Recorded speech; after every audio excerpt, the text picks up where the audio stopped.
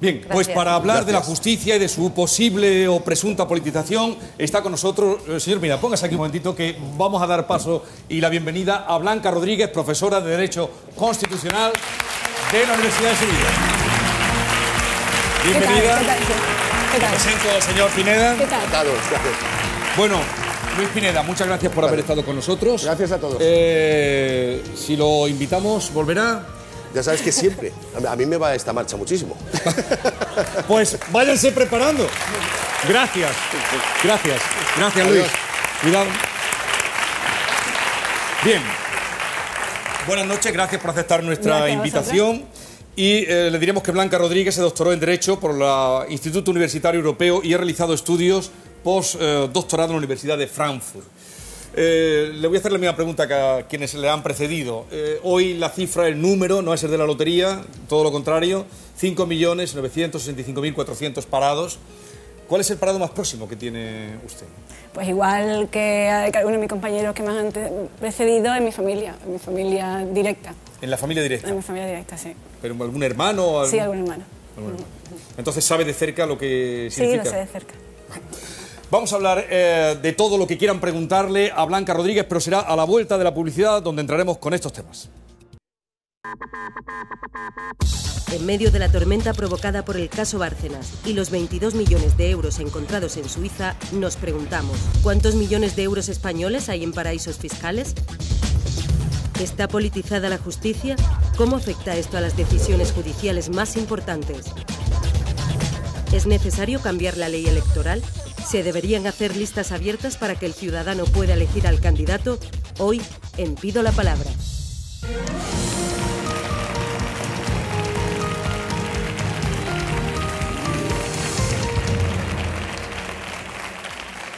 Ya estamos de vuelta aquí en Pido la Palabra, Canal Sur Televisión. Faltan pues 23 minutos para la medianoche y Blanca Rodríguez, nuestra invitada, profesora de Derecho Constitucional, va a responder a las preguntas de nuestro público. Pero antes hemos salido a la calle, y ahora lo verán, lo que piensan los andaluces sobre la justicia.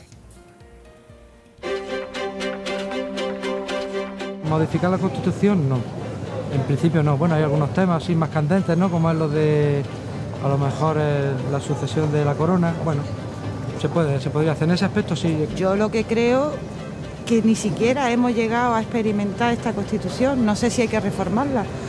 Hay ciertos derechos que no son de obligado cumplimiento, como es el derecho al trabajo, el derecho a la vivienda, que eso no se ha cumplido. Sí, creo que hay que hacer una reforma en la Constitución, porque creo que la monarquía es una institución obsoleta, que ya no, en los tiempos que corren no corresponde tenerla en vigor. Un texto que en cierto modo no representa realmente, al menos ya representaba poco a la España de por aquel entonces, mucho menos a la de hoy en día. Sobre todo bases de la Constitución o artículos de la Constitución que están muy generalizados y que no se profundiza mucho luego en las leyes. Por ejemplo, lo de la vivienda digna. Yo en principio creo que básicamente no es necesario, creo que no, pero en fin, te puesto a cambiar, pues yo arreglaría un poquito o dejaría un poquito más claro el tema de la comunidad autónoma, de la autonomía. Más que reformar la Constitución deberíamos reformar nuestro sistema político, así de claro. Hombre, creo que sí, que un pequeño cambio para adaptarla a los tiempos que corren no vendría mal. Yo desde luego haría desaparecer las autonomías, es lo primero que haría en la reforma de la Constitución. Las autonomías estorban. Opiniones para todos los gustos. En este programa, Blanca, la calle opina, el público pregunta y usted responde. ¿Está preparada? De acuerdo. Cuando queráis. Vamos a darle un aplauso porque me decía, es la primera vez que vengo a televisión en directo. Y claro, después de la caña que le habéis dado a Luis Pineda, pues... A mí me tratáis bien. A ver, por favor, un aplauso para que... Bien. Es que ellos llevan ya viniendo muchas semanas, están muy crecidos. Vamos a empezar por Sevilla, ya que usted es sevillana. A Sevilla, adelante. José Antonio, ahí empezamos. Preguntas para nuestra profesora. Gracias, Jesús. Buenas noches, profesora.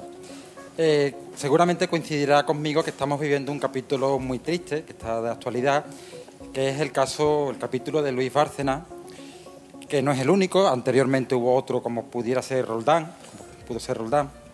Todos casos revestidos de corrupción.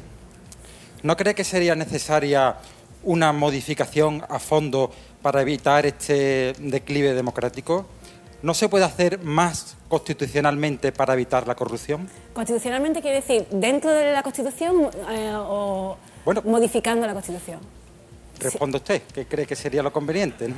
Pues, hombre, claro que se podría hacer más. Y claro que estamos sufriendo una crisis institucional como no la habíamos conocido en nuestra corta democracia. Y hemos estado hablando antes, a mis compañeros anteriores, de la crisis económica, y hay algo cíclico en la crisis económica, por muy profunda que sea esta.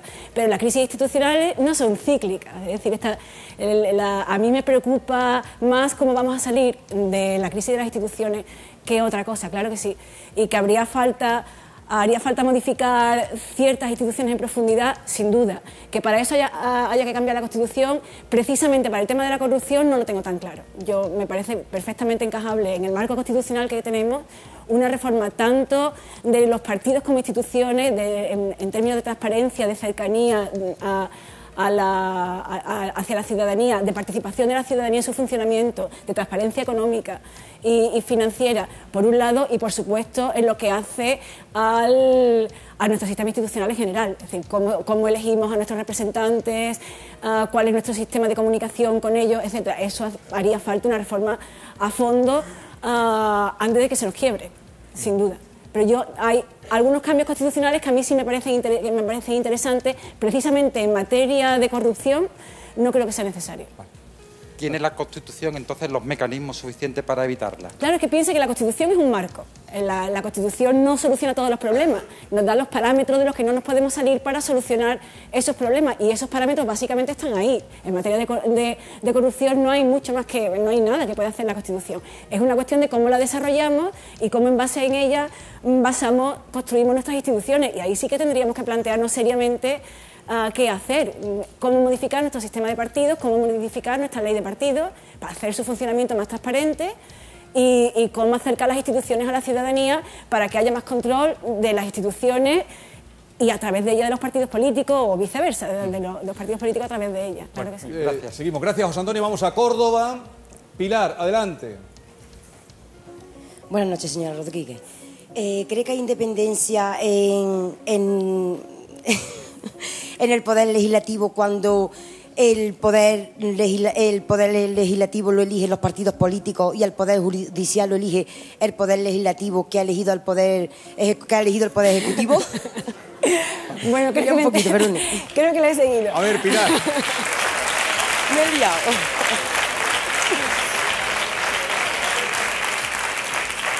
Voy a repetir a ver si soy capaz. ¿Cree que hay independencia en una democracia en la que al Poder Legislativo lo eligen los partidos políticos y al Poder Judicial lo elige el Poder Legislativo que ha elegido el Poder Ejecutivo? O sea, ¿a usted lo que le preocupa es la independencia del Poder Judicial? Exactamente. Vale.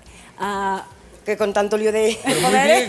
Muy bien. Claro, porque al Poder Legislativo necesariamente, en la elección del Poder Legislativo necesariamente están involucrados los partidos políticos. Eso no hay manera de sortear aquello.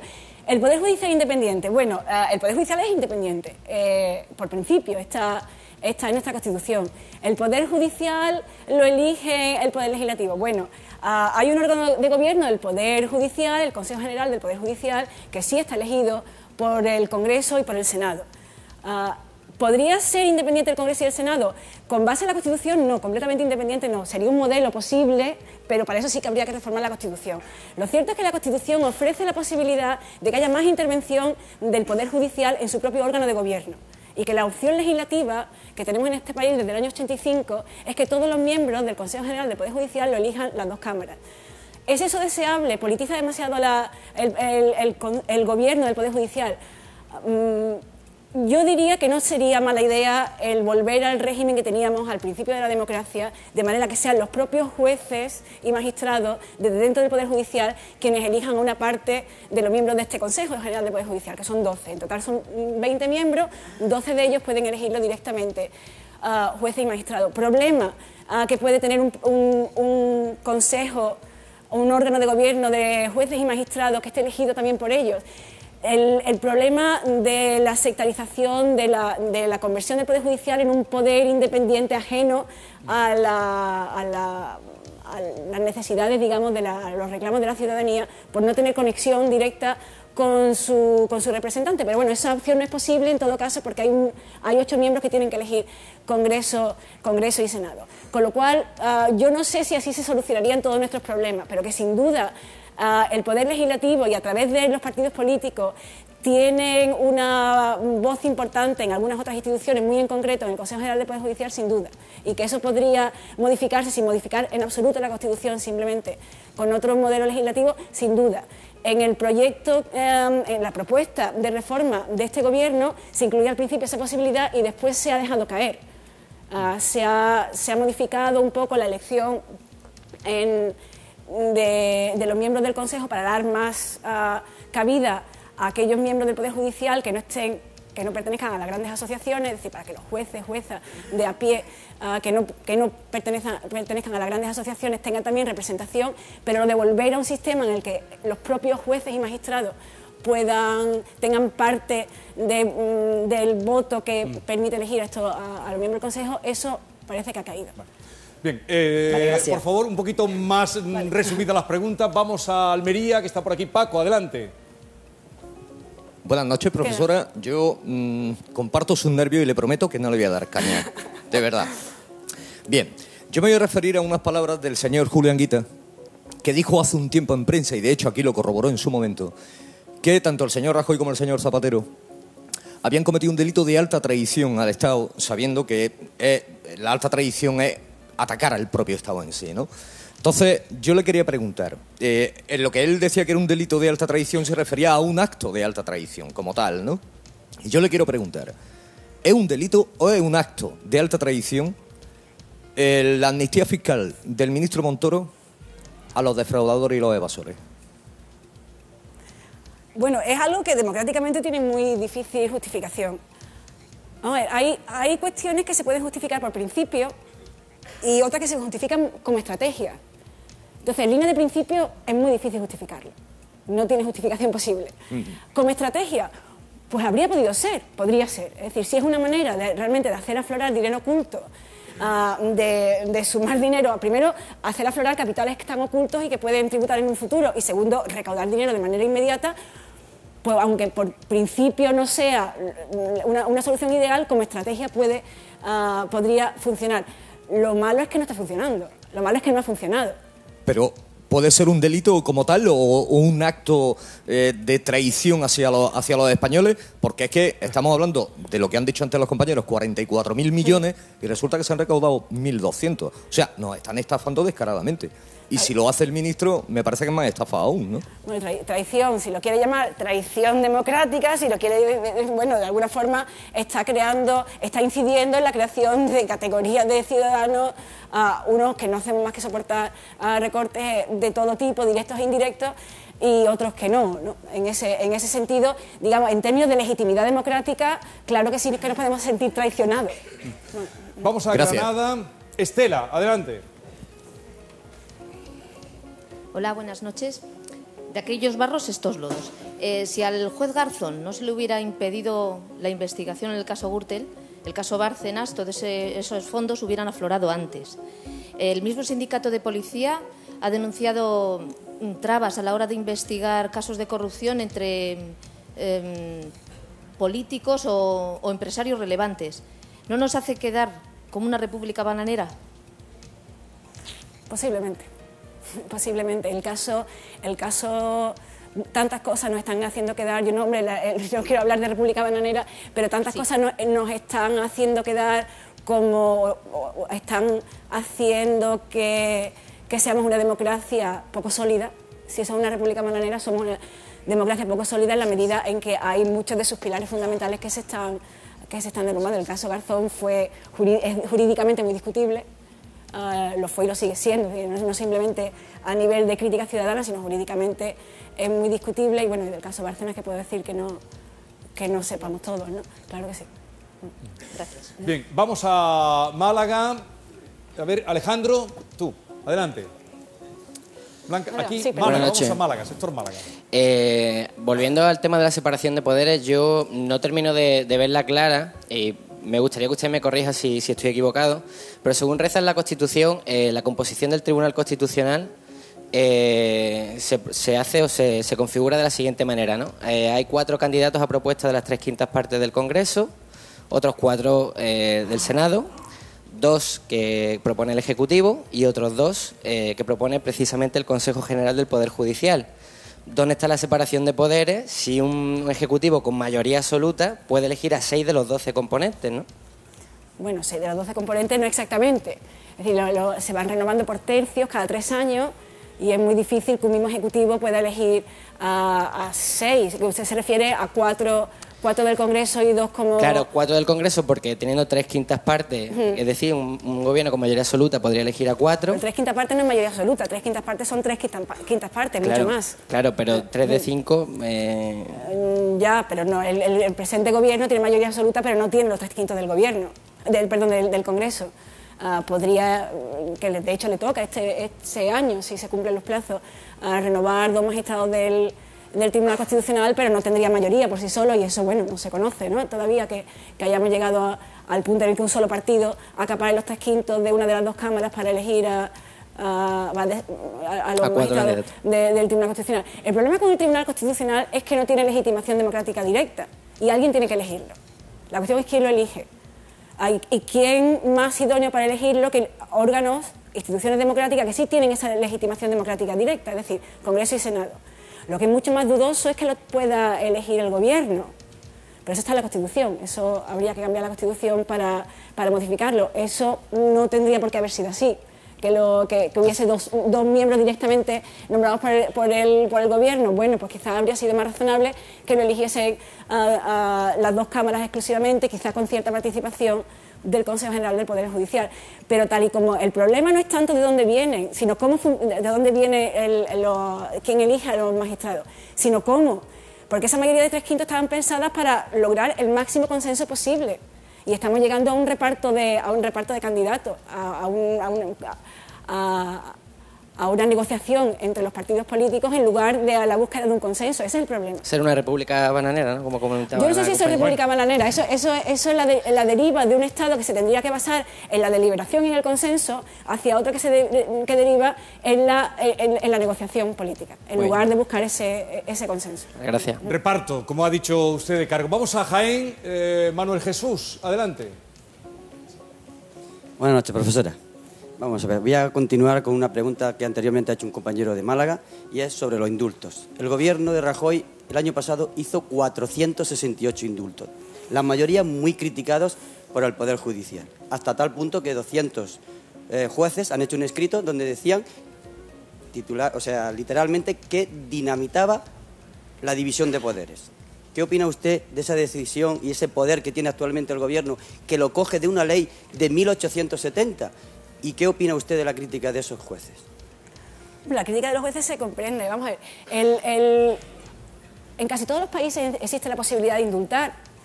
La posibilidad de indultar no implica solamente la decisión de no hacer cumplir la pena a alguien que ha sido condenado, no elimina el delito, sino simplemente pues la responsabilidad. Sí, pero que los delitos son muy... Claro, el problema es, como con muchas cosas, cómo se utiliza. ¿Cómo se utiliza? Es una prerrogativa, es verdad, es una prerrogativa del absolutismo y la suelen tener pues presidentes de repúblicas y en nuestro caso la tiene el gobierno a través del ministro de Justicia. Es cómo se utiliza y el abuso que se está haciendo de la figura de los indultos y el clamor social que está provocando y en concreto también en el Poder Judicial. No sé, a mí así de pronto se me ocurre la posibilidad de hacer como se hace en otros países, por ejemplo en Canadá en concreto, de notificarlo al Parlamento, que haya a pesar de que se tenga la posibilidad del indulto, ya digo que es común, que es algo que se arrastra históricamente, en Estados Unidos también, sin ese pasado absolutista lo tiene también el presidente, ¿no? El tener que dar cuentas al Parlamento y tener que pasar por la consulta de un consejo asesor antes de otorgar el indulto para que no se cometan las barbaridades, o sea, es decir, de indultar a políticos, a poder económico, a los poderes fácticos, ¿no? De alguna forma que parece ser que es para lo que se está utilizando, o al menos aquellos casos en los que suscita crítica. Como el último de este martes, ¿no? O sea, que no aprueba usted cómo se están llevando adelante estos indultos. Es que al ser una medida excepcional, si se hace un uso excepcional de ella, está bien. Pero si se convierte en algo habitual, además para casos, bueno, este último, en caso de amiguismo cercano, o bien para beneficiar a poderes fácticos, entonces ya deja de ser una excepción para convertirse en una práctica política. Y ya ahí, claro, ya ahí... Gracias, Manuel. Vamos a Huelva. María, adelante. Hola, buenas noches, señora Rodríguez. Yo quería preguntar al hilo de la reforma de la ley electoral que se está planteando ahora mismo. Entonces yo me pregunto por qué no se plantea una nueva ley electoral según la cual el ciudadano vote a los candidatos y no a las listas de partidos, lo cual conllevaría una representatividad más directa que el modelo actual y el que se está planteando ahora mismo en... Claro, yo me lo pregunto también. ¿Por qué no se lleva a cabo esa reforma? Claro que sí. Claro que sí. Hay diversos modelos posibles, porque son diversos los problemas que tenemos en nuestro sistema electoral, tanto a nivel de circunscripción como a nivel de representatividad de los partidos y sobre todo del poder que le damos a los partidos políticos. Y no tenemos ni mucho menos el modelo más deseable ni el único posible, de nuevo, sin modificar la Constitución.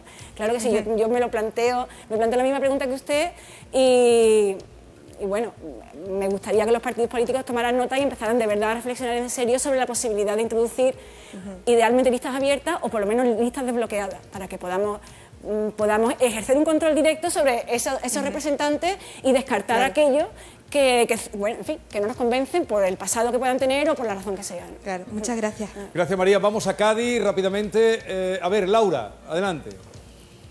Gracias, Jesús. Buenas noches a todos. Buenas noches, señora Rodríguez. Yo quisiera preguntarle cómo nos hace usted entender a la ciudadanía andaluza, con la actual coyuntura económica, política y social, cómo sitúa usted una reforma constitucional como un problema prioritario en la agenda política, en la agenda de nuestros políticos, y tocar temas tan esenciales como, por ejemplo, el modelo de Estado, si autonómico o federal, o la forma de gobierno, si república o monarquía.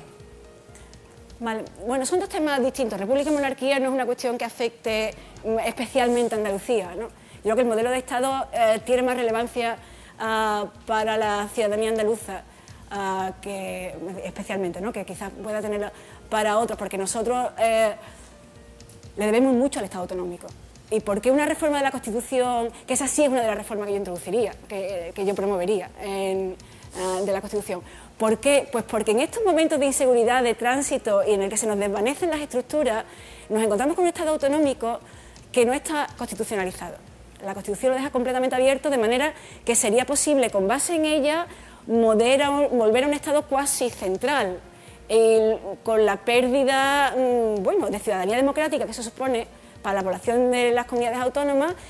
Y hablando sobre todo, en concreto de Andalucía, pero cada cual al nivel que le afecte, bueno, pensemos simplemente en el desarrollo de infraestructura, de servicios sociales, de todo lo que le debemos al desarrollo de la autonomía. A mí sí me parecería muy interesante el definir un Estado políticamente descentralizado desde la Constitución, para que haya además un pacto en origen que constitucionalice ese Estado sin necesidad de que haya acuerdos bilaterales entre el Gobierno central y cada comunidad autónoma, sino que estemos todos de acuerdo desde el principio en un modelo de Estado federal, descentralizado, como en fin, existe en otros países de nuestro entorno, de nuevo, y nos evitamos el problema político de tener que ir negociando pactos bilaterales, nos estabiliza y constitucionaliza un modelo de gobierno que en sí mismo nos ha venido muy bien, con independencia de deficiencias puntuales que puede haber habido en su funcionamiento. Pero usted habla del título primero, el título segundo, el título octavo, pero en realidad el que se debería de modificar sería el título 7, ¿no? Que es Economía y Hacienda, ¿no? Y de ese nadie dice nada. Ese es el que habría que modificar, ¿no? En la Constitución. Claro. Yo no sé en qué medida una modificación del título séptimo no... Claro, Economía y Hacienda, que es lo que realmente nos preocupa a la gente. La Constitución establece un marco, no nos va a determinar cómo vamos a funcionar en términos económicos luego. El título octavo sí es el que se supone... Es la organización territorial, pero bueno... Yo creo que en la agenda política, hablar de monarquía, de república, yo creo que eso a los ciudadanos realmente no nos preocupa la economía, Hacienda, el empleo, los impuestos, la tributación progresiva. Brevemente. Hay dos grandes crisis, la crisis económica y la institucional. La crisis económica seguirá su curso y no creo que una modificación de la Constitución vaya a sacarnos de ningún sitio. La crisis institucional sí puede tener un anclaje en la Constitución y necesitamos un nuevo compromiso como ciudadanía democrática, un nuevo compromiso con nuestro marco constitucional. Y yo creo, en mi opinión, creo que un nuevo marco federal, el encajar en la Constitución la estructura federal del Estado, sería en términos prácticos muy bueno, tanto por el funcionamiento de nuestras instituciones como para darnos estabilidad, y nos daría la posibilidad de renovar ese pacto constitucional. La economía, aparte de que no es mi tema, no creo que la Constitución pueda arreglarla. Bueno, lo dejamos aquí porque es el momento de ver qué dicen las redes sociales. Mar Barrera, últimas preguntas en redes sociales. Adelante, por favor. A ver. Muy buenas noches, profesora.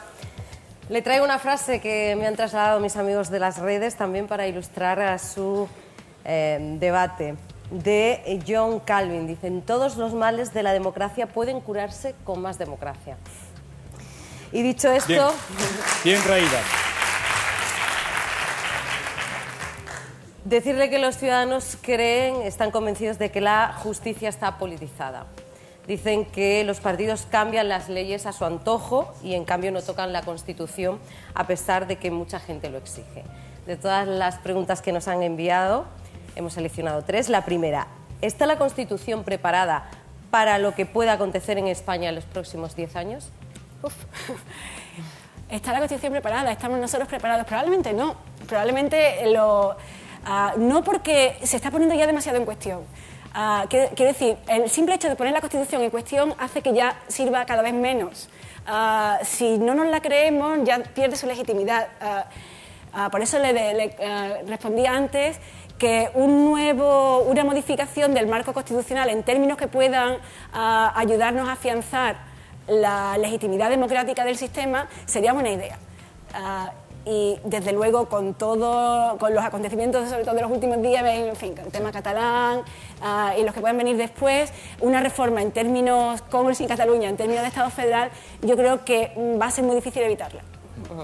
Le muy pido breves estas últimas preguntas. Que responda brevemente cómo hay que hacer las preguntas en Internet. Segunda: ¿habría que reformar el Senado para que realmente funcione como una Cámara de representación territorial? Brevemente sí. Brevemente sí, sin duda. Sí. Sin duda. Sin duda. ¿Y por qué se tarda tanto? Pero bueno, eso es otra cosa. Adelante. Tercera y última: ¿cree justa la ausencia de jueces en el Tribunal Constitucional solo porque dos partidos no acuerden a quién nombrar?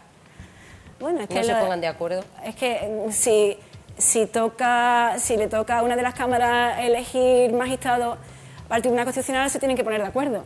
No, justo, injusto, no, en fin, no existe derecho a entrar en el Tribunal Constitucional. Es la manera de elegirlo y nadie tiene un derecho natural a acceder al Tribunal Constitucional, es lo que decían las cámaras cuando les corresponda a ellas elegirlo, con lo cual no sé cómo responder, supongo que es como es, no puede ser de otra forma.